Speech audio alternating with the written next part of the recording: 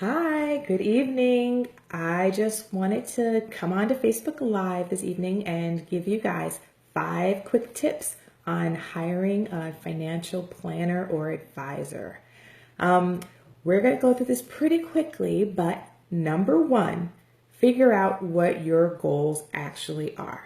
So, are your goals finding someone who will help you with a spending or savings plan? Do you need help with investment plans?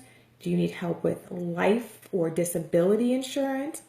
What about tax planning versus tax preparation, which are two very different things? Are you interested in estate planning or asset protection? You need to figure out what you and your family need, what products you need, what your goals are, and make sure that whoever you choose, that is something that they're able to provide.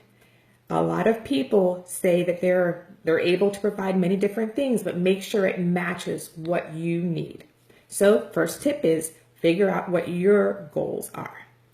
Tip number 2, figure out how you interact or how you want to interact with this person. Figure out if you are a type of person who needs to meet face to face with someone who's managing your money, or if it can be virtual. Are you able to Skype with them? Can you do go-to meetings? Figure out what you feel comfortable doing. So that's number 2. Figure out how you want to meet with that person, local or online, because the world is digital now. The best person for you and your family may not be local. It may be somewhere across the country, but you have to make sure you find someone and you interact with them in a way that you feel comfortable.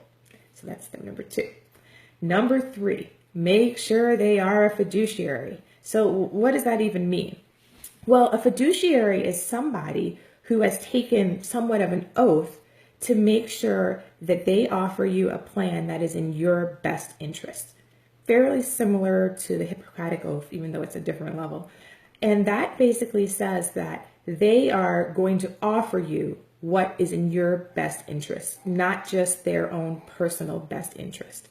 So you also want to ask them at that time about their investment philosophy. So when you ask them directly, if they say anything else besides the word yes, that means that they are not a fiduciary, and you need to find someone that is a fiduciary. So that was tip number 3. All right, so now tip number 4, make sure they are certified.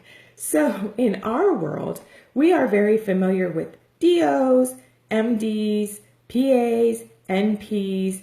We understand what that means, and we understand what the training is behind that. Well, in this world, there are CPAs, CFAs, and CFPs. What does that mean? Well, a CPA, most people know, certified public accountant. CFP is a certified financial planner, and a CFA is a certified financial analyst. So they all have additional training, which means that sometimes up to 2 years of coursework, and their exams are fairly rigorous. It's not the same as medical school and residency, but the important thing is to make sure the person you choose is actually certified. Okay? So that's tip number 4. Tip number 5 is figure out how they get paid. So this is very, very important. So once you find that person, directly ask them, how do you get paid? What is your fee structure? So there are a couple of different options. At times, someone can get paid on commission, which means technically they sell you a product and they make a commission off of that product. Typically, there can be some conflict of interest, especially if they're not a fiduciary, because they may sell you a product just to make additional money, and you should be aware of that.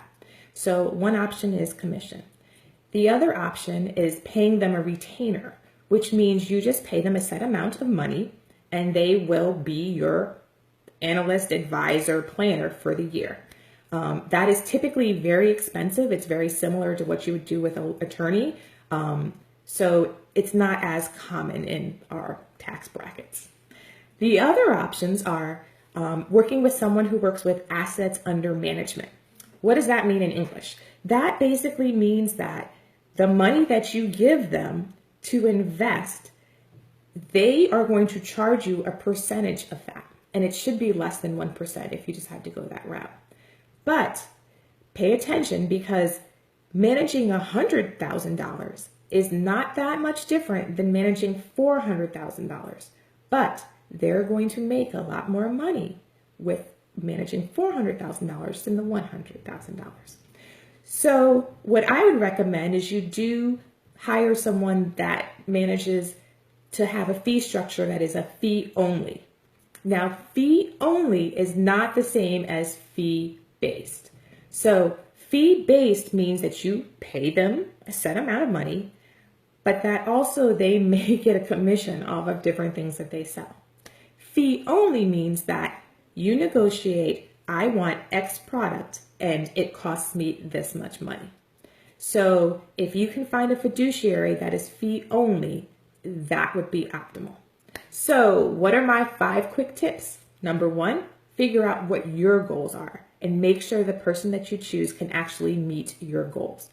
Number 2 is figure out how you want to interact with them.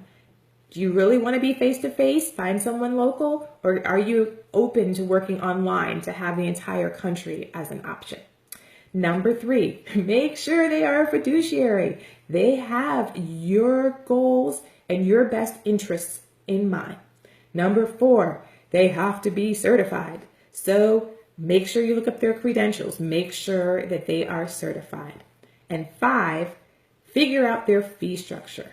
The ideal would be a fee-only planner. You pay them a set amount of money for developing a type of plan for you.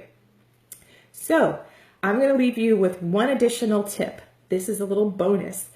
When you find someone that you are interested in hiring, make sure you look them up. So on the SEC website, which is the Security and Exchange Commission, there you can search for a form called ADV2. And what it is basically their firm's disclosure. So you can find out about any sanctions, any disciplinary actions, any fines. You want to investigate the person who is managing your money very well. And all of this has to be disclosed to the SEC. So it's available for you to research. All right, well, that's my 5 quick tips for finding a financial planner. Thank you very much for watching. Hope this helps. Take care. Good night.